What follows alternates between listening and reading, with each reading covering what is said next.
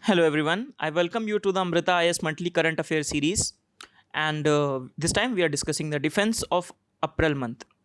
So starting with the Operation Sanjeevani. So Sanjeevani, from the name itself, Sanjeevani booty, you must have heard in Ramayana, that is related to the medical supplies. So medical supplies and consumable to the country, that is Maldives. Now, Maldives, we already have a history of operations that we have done. We have helped them in 1988, Operation Cactus. It was during the time of the LTT fight in Sri Lanka, and spillover effects were seen in Maldives where there was a coup attempted.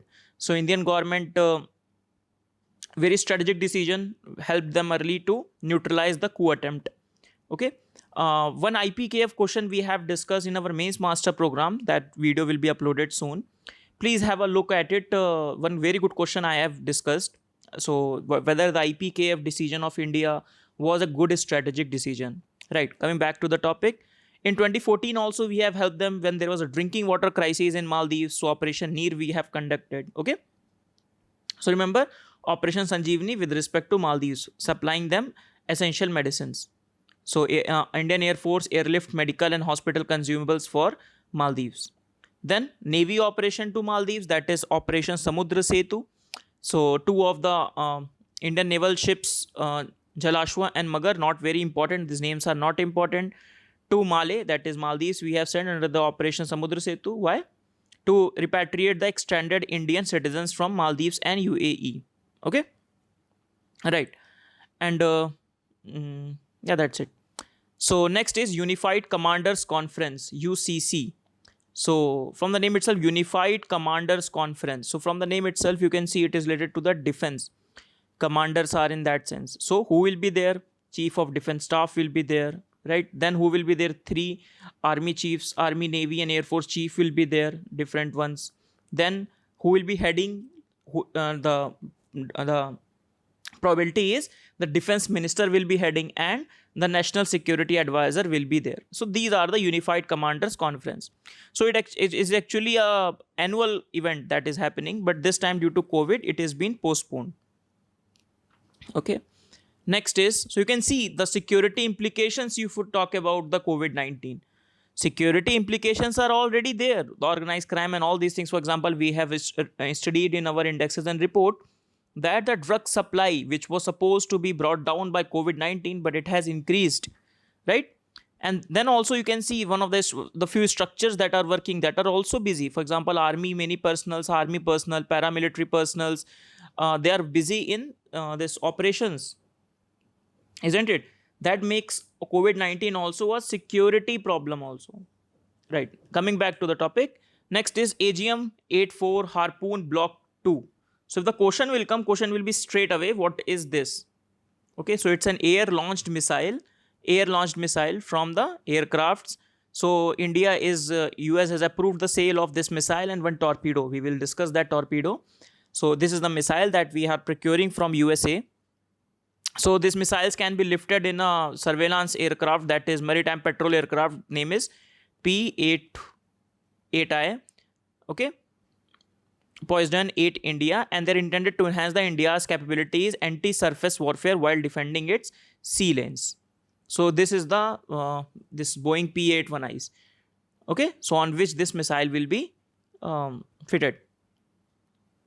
So the idea is overall it will help in US-India strategic relationships to improve the security of the major defense partner, right? Continues to be important force of political stability in Indo-Pacific South Asian region. Overall, this is the umbrella under which these transactions happen. You know, Trump is very much interested to reduce the trade deficit that US has with India. And what are the ways with which it can do? First of all, sale of these equipments, these big missiles, heavy missiles. These are $1 million missiles, isn't it? 90 million, 63 million. Then other options are, ways are, US is becoming India's oil supplier. US is now, I think, the 6th largest oil supplier to India. Okay. The next is the torpedo that we are still in the talks with USA, or US has approved to come up with this torpedo. That is M54 all round up lightweight torpedoes, LWT. Okay. So they are torpedoes are expected to enhance India's anti-submarine warfare. Now, what is this torpedo? Just very basic idea. So torpedoes are basically underwater missiles. They are launched from submarine for exploding upon, for example, from the submarine, they launch to other submarines. So they are submarine to submarine operation, something like that. Okay. So just you need to keep in mind what are the torpedoes, what are missiles. It's a very basic idea. Okay. Next, you can read from there also. Next is civilian defense. So civilian defense in news because of the COVID-19, the government is recruiting the volunteers under this. So civil defense operates under the Civil Defense Act of 1968. Associated rules and regulation. It was amended in 2009 and 2010. Disaster management was added to their role. Okay, apart from the other rules, they can also contribute to the disaster management. They are applicable throughout the nation. Okay, it's a central law, but the state government on their own, they can raise the corps of the local administration level at their requirement. So remember this fact. The state governments can also raise their corps. Okay, so more than 50,000 civil defense volunteers are assisting in COVID-19. Who is the head basically? Who is the controller of the civilian defense? So district magistrate, district collector or deputy commissioner, wherever the commissionerate system is there.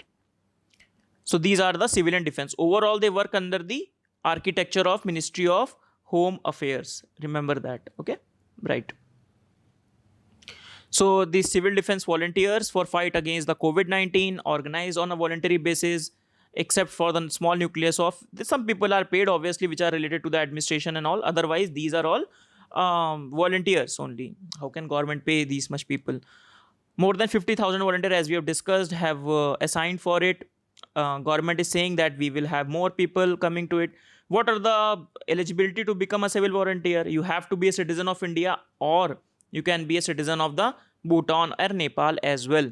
You must have completed 18 years of age. You have some basic 4th class level education also. And this we have discussed. That state government is also empowered to raise their own as per their requirement. So government to rope in 12,000 more civil defense volunteer by the weekend and more as the weeks go on. So next last topic, that is pitch black exercise. So it's an Australian exercise, okay, but it's very important for India. So it's an opportunity for Indian Air Force to interact with the forces along the globe.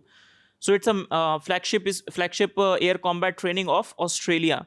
Last time Indian Air Force has participated in it. It happens once in 2 years, and that is why it's significant also. Recently, you know that India and Australia are strengthening their bilateral relationship. In that context, this becomes important as well, isn't it? So this time it's been cancelled. So remember, if the question pitch back comes, so it's an Australian exercise, not an Indian exercise. Happens once in 2 years, and this time it's been cancelled. Okay, right. So let us revisit some of the previous operations. For example, Operation Sunshine 2. Sunshine 1 also happened way back. So Operation Sunshine 2, so that the militants group that are there in India and Myanmar border, so the India and Myanmar army, they coordinate with each other so that the militants do not use the other country as their base. For example, NSC and K. I give you the example many times.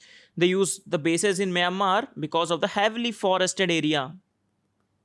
Okay, this is the problem, difficulty of the border management in the Indo-Myanmar border. The border is heavily forested, very difficult terrain is there. So they use their base in Myanmar to conduct their operations in India. So they conduct their operation, they come back to their base. And this is why the coordination is very much required to destroy the military camps. Then Operation Safed Sagar. So it was the name given to the Indian Air Force role that was done during the Kargil war. Recently, you must have read about this Gunjan Saxena movie, right? The Kargil girl. So on Netflix, it was really a lot of outrage were also there with respect to the maligning the image of the Air Force, but let's not discuss that. So this is Operation Safed Sagar. That is the role of the Indian Air Force played during this particular war, Kargil war. Then Operation Bandar, that was the name given to the Balakot air strikes. Okay, so just keep that in mind. Then we have Operation Sankalp. I think the name is being... So Indian Navy to reassure Indian flagged vessels, so that this Indian role of the net security provider, we have discussed that. Okay, so as to so helping the other ships that are there if they are facing the problem of piracy, if they want security as well. Okay, so Indian Navy commenced this operation of the maritime security under the operation of Operation Sankalp. Then we have Operation Sudarshan.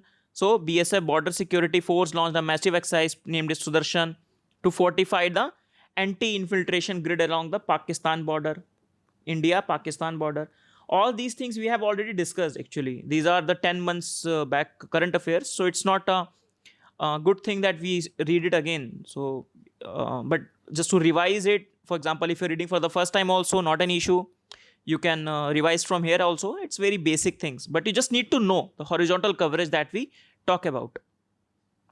Then Operation Dolphin Nose, that was there in for example, some of the Navy personals were suspected of having leaking their information to ISI, right, Inter-Service Intelligence of Pakistan.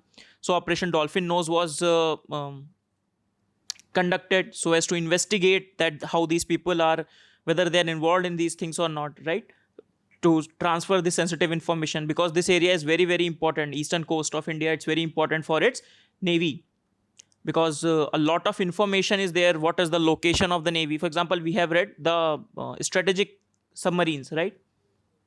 Their location is unknown to a lot of people, even in Indian strategic establishment, so that they can strike at any way, like surprising strike they can do. So if their location is disclosed, then it will create a problem. For example, you must have seen the movie Razi. So it is said that in 1971 we are able to win the war because of the secret intelligence that was being provided of the position of the Pakistani submarines. And this is the same logic it is being there. Then we have Operation Vanilla. Many times I have discussed of Vanilla Islands and Vanilla. So Indian Ocean Commission and all. So Operation Vanilla, that is our humanitarian aid to the Madagascar, right?